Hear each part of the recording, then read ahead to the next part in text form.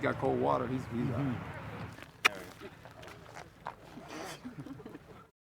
Hazing. Well, that's a good one. It's a tough question. I'd say hazing in regards to sports and or school, for that matter, is a lot of people will be pressured into doing certain things to fit in. Sometimes in sports, it's not even just to fit in, it's able to play. A lot of things are done that can be minor, and then there's a lot of things that can be done that are kind of major and can be hurtful for a lot of people. Taking advantage of new players on a team and initiating them into a team or an environment where they're new to. They're seen as rookies or they're seen as first years, and they're basically forced to do things or forced to have things happen to them unwillingly. It's an initiation ritual of some kind, to my understanding, where this is how you welcome new people to a team, to a sport, to a club. I mean, it's pretty wide, standing all over the place. Rookie! Come on, guys! Rookie! All I wanted to do was play. Junior! Come on, guys, let's open it. Get in there! Rookie! Get in there! Come on, guys! Get in there, rookie!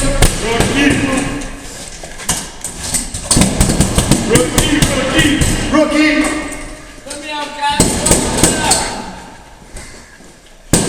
Why do you think athletes haze other athletes?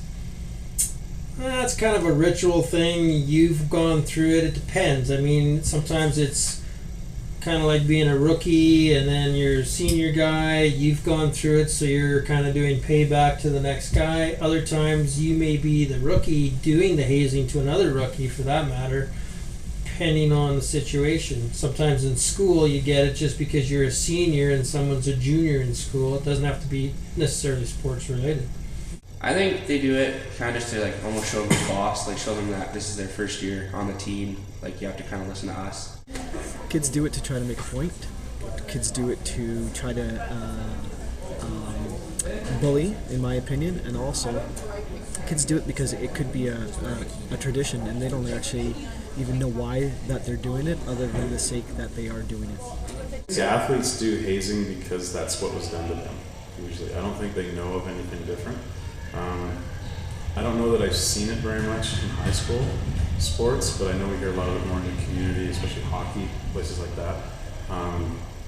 But I think a lot of it just has to do that this was done to me, so this is what I'm supposed to do to somebody else, and they don't really know of any alternatives, any other ways to do it. Congratulations, gentlemen. A lot of people think hazing occurs mostly in athletes within sports teams, which involves copious amounts of drinking and various pranks or initiation phases on the rookies, all in the attempt to embarrass and humiliate the new members of the team.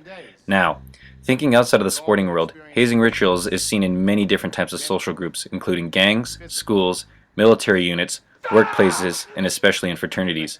As seen here in this movie clip from Old School, pledges are forced by the leaders in the frat to participate in a trust test in order to gain entry into the fraternity. You may be asking yourself, why am I holding this 30-pound cinder block in my hands?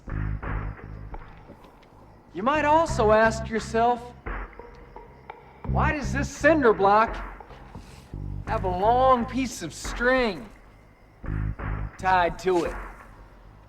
And finally, why is the other end of this string tied securely to your penis? And the answer, ladies, is trust. This is your first test. Spanish! Do you trust that we've provided you with enough slack so that your block will land safely on the lawn? Sir, yes, sir. And Blue! Yes, sir. Do you trust that I do not want to see you die here tonight? Sir, yes, sir. Blue, you're my boy! Thank you, sir. About face! Step to the edge! Pledges! Prepare to release! 1, 2, 3, release!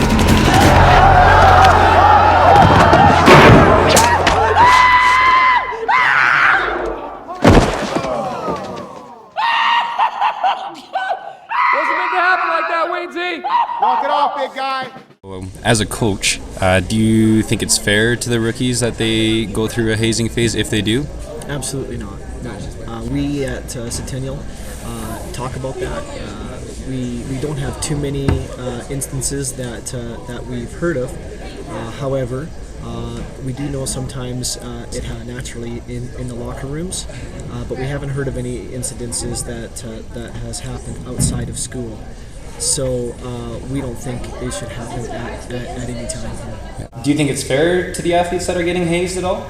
No, it doesn't make any sense to me at all to haze somebody. It's a negative, derogatory approach. Usually it involves humiliating someone. Often there's sexual implications involved with it. So you're humiliating someone. Sometimes you're violating their personal standards. It's just not really necessary. There's so many positive ways that you can welcome someone into a team that the hazing thing isn't really necessary. I think athletes should be punished if they've been told explicitly not to do it. I don't think a coach can come in and just assume that they're going to know not to. If they do it and the coach doesn't want that to happen, then I think they have to sit down and work with them about what you could have done differently, why we don't do it, that kind of thing. Because you can't just expect them to know not to do it, especially if you're new to a program and there's a tradition that they've been doing it forever. Yeah. All right, so Mike, what kind of hazing experiences have you gone through or witnessed? Last year in rugby, we used to take the junior players and corner them in the shower and, just kind of push them around in there. What's that noise? He's out! He's out! He's out! Get out! Damn it. Not again.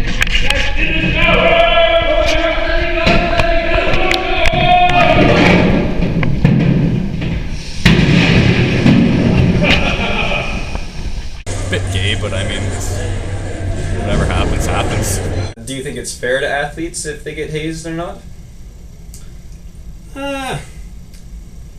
I think from personal experience, it really depends on the individuals. I think today's hazing sometimes can go overboard. Some of these kids, whether it's male or female, they take it too emotional, and some of these guys take things a little too far. Some very derogatory stuff goes on. I think stuff like shaving a head or making a guy do something kind of funny but nothing extravagant, I don't see that being so bad. But when you do other stuff that's, all your clothes are off or certain things, that could be a little too far for some people. But what type of hazing do you think they go through, or have you heard? Yeah, the belt over the forehead, and then somebody has a naked butt, and they're doing sit-ups and doing sit-ups. Yeah, that's one. Wait, he ain't got 5. Never go. It's getting tough. Come on. So what other kind of crazy stories or experiences you've witnessed and all that? Have I witnessed? I've never really witnessed anything too bad. I witnessed somebody get taped to a bench at one time. Really, this happens every day. Why can't it just be like everybody else? Where are you going? Huh? Where do you think you're going, Punch? Come on, guys, let's go. Let's go. Take him off. Take him off. His legs. His legs. Not the legs. Not the legs. Come on, guys. Not the legs. Try and get into this one. Come on. Rookie. The bar. Come on, guys. Oh, scheiße. Come on, guys. Why is it always me? All right, legs. Those legs. That's legs. That's legs. You're not going anywhere, Bucky. Not going anywhere. Whatever, get out of this. So happy guy. Here we go. I hate you. Rookie. Guys.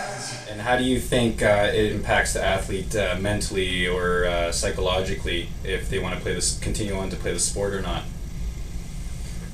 That depends on the individual, depends on how strong they are and whether they want to play. I mean, some of them, I know for me, I really didn't want to do it, but at the same time, I wanted to fit in, because if you don't fit in, you really, especially in hockey, you get pegged as the black sheep for sure. So you're not going to be able to play on top lines. You're going to be doing all the crap stuff, grabbing bags, doing stuff that you don't want to do. when you're looked upon as, oh, he's a good guy, he'll fit in, you know, like he's willing to do anything, they kind of look at it that way. But then you get the flip side where someone who's not that strong, they may quit the sport because of the hazing's too much.